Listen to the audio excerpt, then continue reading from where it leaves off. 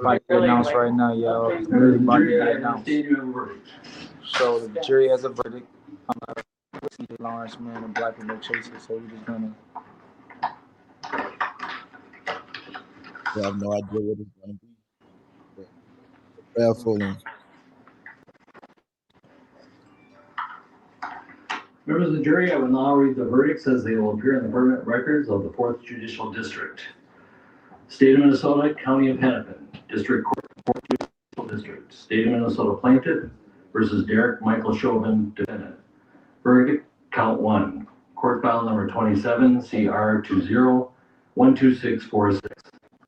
We, the jury, in the above entitled matter as to count 1, unintentional second-degree murder while committing a felony, find the defendant guilty. YOLO! To the 20th day of April 2021, p.m. Signed, juror 4-person, juror number 19. Yeah. Woo! In the caption, verdict. The above entitled matter as to count 2, murder perpetrating an eminently dangerous act. Gotta be guilty. Defendant guilty. Yep. This verdict agrees to period. all of them now. Once you get second degree, all of them, man. It's a wrap on, buddy, man. Okay. All right. To be clear, because I did not actually hear it, I was listening on TV. Was the conviction first degree murder or third degree murder? April 2021 at 1:45 p.m. Yes. Jury 4-person 019. Which one was it? I'm going to ask you individually. Well, that's right, man. Derek Chauvin, man. We'll see you in the next lifetime, buddy. Maybe not. If you can hear me, Rillo, what did they say? Was it third degree or first degree?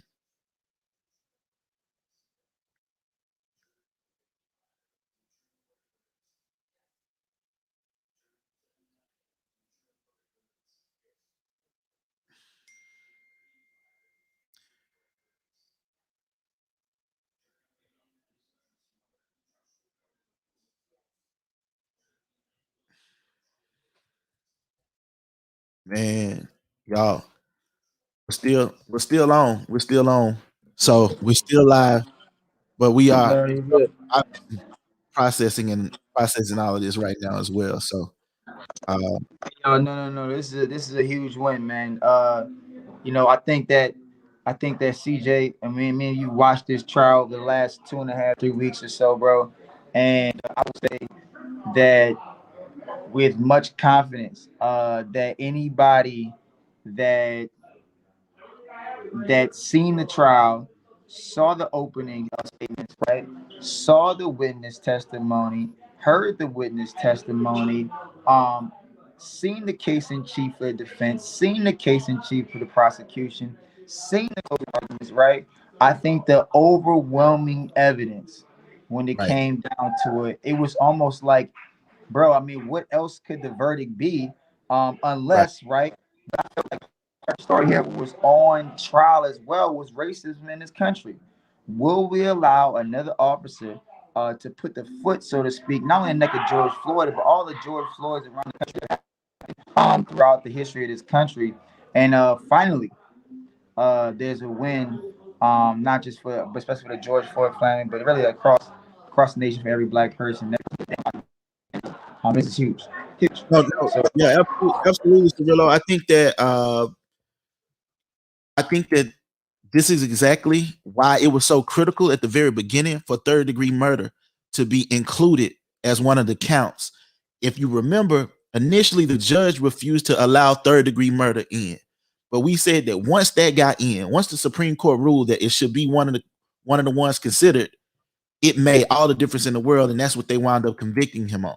Just imagine what would happen if the Supreme Court didn't intervene and if the judge had been allowed to make the decision on whether or not it should even be considered. And that's and look, and we talked about this, bro. And we talked about that literally when I say at the very beginning that when we went through all the charges, right, and all the mens rea and what it looks like for first degree murder, second degree murder, third degree murder, manslaughter, we went through each of these elements. And we thought it was actually going to be really, really hard to get second degree murder. And even to this day, though, because the way in which the Minnesota second degree murder statute reads, including the first degree murder, it really is hard to convict somebody under these statutes. However, when they slipped into the lesser included offense, the third degree charge on interlocutory appeal, while the witnesses were being on panel, I think that not witnesses, but the jurors were being paneled. I think that that was literally the crux of this case, is that by getting that in, they are allowed to question him in a particular way that really led ultimately to the all guilty upon all charges at this point. And now we're just awaiting. But what do you think? What do you think about what the judge said yesterday on the record? Now, not in the face of the jurors. How do you feel about what the judge said yesterday in reference to Maxine Waters, why she was there, the way he felt about that's almost virtually grounds for appeal, assuming that it's almost like he said that while he didn't believe that the jury was tainted, he also said at the same time that the jury could have been tainted. Yeah. No, uh I think that the judge oh kind of overstepped as he spoke on that. Of course, he wasn't speaking in front of the jury at the time, but it felt very political. Um, Maxine Waters or any other congressperson is entitled to their opinion, and Maxine Waters doesn't have any influence in the sense that she has influence in the state of Minnesota, or direct influence in the state of Minnesota. And so, for him to imply that her having a having some insight or sharing insight with regard to what she felt should happen in this case, personally, uh, shouldn't have been something that frustrated or outraged him um, on any level, in my opinion. Because if people weren't watching, if people weren't watching, then it wasn't going to have any impact anyway on the decision. And the strongest videos that they had were the videos of Derek Chauvin's knee on George Floyd's neck for 9 minutes and 29 seconds. So that was nothing that Maxine Waters or anyone else could say that was more compelling than actually witnessing what they witnessed from from multiple camera views, that they heard about from multiple eyewitnesses, that they heard about from multiple experts. If the judge for the judge to even imply that uh, Maxine Waters' impact by having an opinion on this case will hold more weight with the jury than the 3 weeks of testimony that they've been through. Uh, it was, to me, it felt January 6th ish. It felt very January 6th ish for him to speak in that regard when he was saying it with his chest that way. I just felt like he was just kind of trying to. It's like I don't know, it was paradoxical. I don't know, it was like he was doing an about face to his own, like to his own words, because he even admitted that, look, man, I've addressed all the objections, whether it be overruled or sustained, across that bridge. But it's almost like he had to get that word, and it's almost like you could tell even the way in which, when he heard the objections from the prosecution as opposed to the defense, you just felt like for the first time in a long time, because of this inclination to be pro law enforcement, that I've never really seen judges really be more pro defense than I've seen in this trial in a long time. I haven't seen many trials. And CJ, you could probably speak on this, brother. But how many times have you seen a judge be more pro defense in the way in which he rules, and the demeanor of the judge or the court, as opposed to the prosecution? Uh, I will be honest, man. Being down south, I've seen judges. Uh some not they're typically not pro defense. They typically sometimes feel like they're working with the prosecution or for the prosecution. In this particular case, obviously, you have unique circumstances. Anytime that you're dealing with um, a police officer or state sanctioned vote, uh, it's a unique set of circumstances because the people who typically um, function in the prosecutorial type of way, or the execution of law type of way, are on the opposite side of the issue in this particular instance. And so, to see the judge uh, respond in the ways that he did, that almost felt like in some ways he was defending Derek Chauvin or protecting Derek Chauvin from particular things, it felt very disingenuous. I find it very interesting that the jury came back with guilty verdicts on all three counts. I was gonna ask you that. How surprised are you about guilty on all three counts? Because I thought it was just gonna be more so like third degree Convert murder and maybe manslaughter, right? Because even you look at the provocation side of things, there was provocation, but that diminished when the knee got to the back of the neck, and it's just like I guess the jurors were like, if I got you on here, I got you all the way down the line. right. So that's interesting to even on an elemental standpoint, right? But how surprised were you seeing that all three counts were guilty? Well, I'm surprised just from the standpoint of it was one person that died. So I was I don't know if Minnesota is like a minority rule state as it relates to things like the merger doctrine or things like that, where uh, these are considered three separate offenses of which a person can be charged. And uh, third degree murder is a lesser included offense of second degree murder, and first degree murder, and manslaughter is a included offense of uh, that's the way that I thought they were going to apply the law here. But it's clear that in the state of Minnesota, you can be convicted on all counts uh, of different types of homicide crimes, and as a result of that, to see them say no matter which rules you apply, no matter which elements you apply, he's guilty in all regards of whichever elements are applied. Uh, That's is significant, bro. That's yeah, it's it's it's basically he the most guiltiest motherfucker in the history of motherfuckers. Like you But know I what I mean? mean, you honestly, you couldn't have got more guilty than him. I mean, if they probably charged, I guess the only thing keeping from the first degree murder charge would being premeditated. But I mean, I honestly did not think second. I mean, in good conscience, right, based upon the evidence and just looking at the elements, man, it was tough. But I think that the jurors really went with their eyes. They were like, look, man. You first of all, you knew your knee was to the back of his neck. That's what you did know. And then there was at some point you did know that he was not breathing. And Right, that there was no point that you even tried to resuscitate or render any aid. And then when the aid got there, you said no. But intermittently, people were telling you, even a 9-year-old was saying that, hey, look, I right. think he's not. And I think that the kids really played a significant factor here. I think that in the Absolutely. juror's mind, you had a 9-year-old come on the stand, or at the time a 9-year old, and maybe this time was a 10, 11-year old when she was on the stand. But you had this young person, these two young people speak very candidly about what happened. And I think that I know it was a lot, and I know that there was many experts that jump onto the stand. But I think that man, when you have a young person like that, that really gave an accurate account of what she saw. And then you heard the prosecutors going, believe your eyes. Because Right. a 9-year old saw what was right. A 9-year old saw exactly what happened. And he's like, look, I don't care about these stories that the defense is offering up to you. I'm saying, what are your eyes saying to you as you Right. see a man being killed on in the back of his neck for 9 minutes and 29 seconds? And I think Right. ultimately, man, in the totality of the circumstances, as they use a lot in this case, when you put it together, you guilty on all the Right. charges.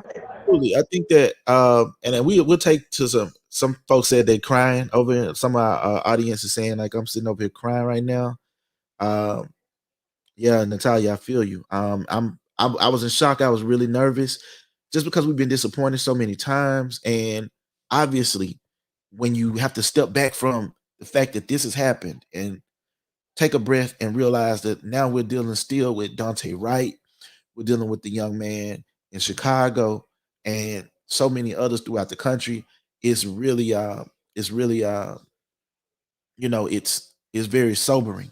Some of the things that are trending on Twitter right now, uh some of the trending things are one rotten hell is trending on Twitter. Thank you God is trending on Twitter. Uh trying to let y'all know what else is trending. Breonna Taylor is trending on Twitter. It Um, is a great question right here, though, man. What is the expectation for sentences? I want to talk about concurrent sentencing and consecutive sentencing, right? And right, what you think may happen, as we know that degree murder carries 40 years. The third degree murder carries up to 20 years. Manslaughter carries up to 10 years with a 20,000 and or $20,000 fine. How do you kind of see all this going down again based upon your time? Do you think it's going to be concurrent? Do you think it's going to be consecutive? Do you think it just gets life outright? What does that look like? So yesterday, I don't know if you had the opportunity to see it, but um, Derek Chauvin opted to have the judge um, uh, levy the actual sentence rather than have the jury do it, because the jury was going to have the ability to basically listen to some more facts, allocution, if you will, and then make a determination uh, on on what And would come. that's the Blakely waiver, right? Is that the Blakely motion where like you decide what the jury ends up deciding your fate on sentencing, right? Yeah, yeah. Sure. So essentially, here, basically, what you have now is Chauvin will go before the judge again. George Floyd's family will have a chance to speak at an allocution hearing. They will have the chance to speak directly to Derek Chauvin. It's probably going to be extremely powerful. Those people who have been impacted. Chauvin will probably have character witnesses presented on his behalf to try to mitigate down the circumstances. Remember that there are three other officers that were involved in the murder of George Floyd that still have to await that are still awaiting trial as well. So these things are all relevant in how this process is going to play out. I think that he felt that the judge would be more sympathetic and less uh, emotional in how he levies the verdict. I don't think I think they expected some level of guilty. Just the way that they talked on yesterday, I felt that they expected some level of conviction. Now, the murder in the third degrees maximum is 25 years. The second degree murder, I don't know if it carries a life sentence. I would imagine it would from the knowing. I think that I don't know. I believe Could it was 40 could years. carry a life sentence. Was it 40 years? I don't know what the Minnesota statute is. I know in Mississippi, you get convicted of murder, you that's life. That's But life.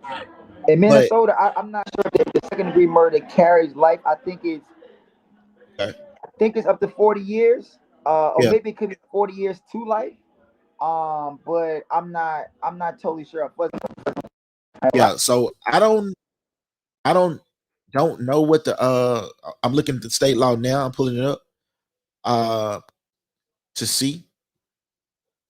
Um yeah, not more than 40 years for a second degree. Not more than 40 years for second degree murder in Minnesota. So Okay. so essentially that's the max that he could get. I'm thinking that because I don't think it's going to run consecutive because again this is one person, right? If he had killed multiple people and gotten multiple counts, I would imagine that that's something that you can run consecutively. Now, the difference between consecutive and concurrent, y'all, is consecutive means after I sentence you to 40 years for this, and you do those 40 years, I'm sentencing you to 25 more years for the other two. And I'm sentencing you to 20 more years for the other count for a total of 45 plus 40 plus 25, 65 plus 20 equals 85. That'll do the quick math. But realistically, because you are dealing with one person who has been killed, I would imagine that uh, the maximum that he can receive is 40 years. That's what we know because the most severe crime he was convicted of was second degree murder. But uh, you know, because he is dealing with the judge and not the jury, I think the possibility exists for him to potentially. I I feel like the judge is going to give him probably 25, maybe 30 of that 40 years. I don't think that I the judge. I think I think that whatever this is going to set a nice little precedent, especially as it pertains to the next three officers going to be coming through this. It's going to be hard to find anybody that did not see the trial of Derek Chauvin and at least hear about it, and then understand the officer's culpability or complicitness in what happened on that day. Um, you know, I don't know. I think that's probably honestly. Well, I thought that at the outset, man, that Derek Chauvin was indefensible. I do think that there is some argument for defenses on the other three, especially Officer Tao, who was more so crowd controlling, I believe, for the most part. But again, I don't know, right? I don't know how long. And again, I think it's a question on. Look, maybe 3 minutes wasn't long. Maybe 5 minutes not long. But you let your officer, and you were complicit by way of like you just didn't omitting to do anything.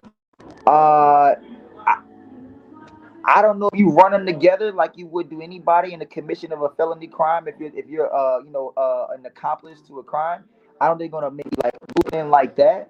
But it could be. I think this case or the subsequent cases are gonna be even more interesting now that Derek Chauvin has been convicted of all three counts because there's gonna all likelihood will be the same prosecutors from the AG's office that's gonna prosecute the rest of these officers. I mean, I don't know. Yeah, for sure. I just was tweeting out that we got to still fight for Breonna Taylor and Dante Wright, so many others that we have to fight for. So grateful for what we witnessed today, in spite of what we witnessed last year, and in spite of what we even witnessed last week. You know what I mean? Uh, I think the moment we'll take our conversation over to Instagram and you know continue with you all over Because on there. Instagram, y'all jump over to the Instagram. We're gonna talk about the Dante Wright's case and the implication of the Derek Chauvin trial and being guilty on all counts and what's likely to happen, or even if after fact finding, if there's gonna be an increased charge to the officer who murdered Dante Wright tragically on the side of the road that day. So look, anyway, more from this, y'all. Thank y'all so much for tuning in. Congratulations to everybody out there who's been watching the trial, praying for the trial, praying for the George Floyd's family, the city of Minneapolis and all the surrounding areas, and obviously justice for Breonna Taylor and Dante Wright and Adam Toledo down in Chicago. Man, look, all across the board, people are suffering, but this was a huge win for the folks today. So look, make Right. sure y'all join us over on IG Live right now on Black Relations. All right, y'all. Peace out.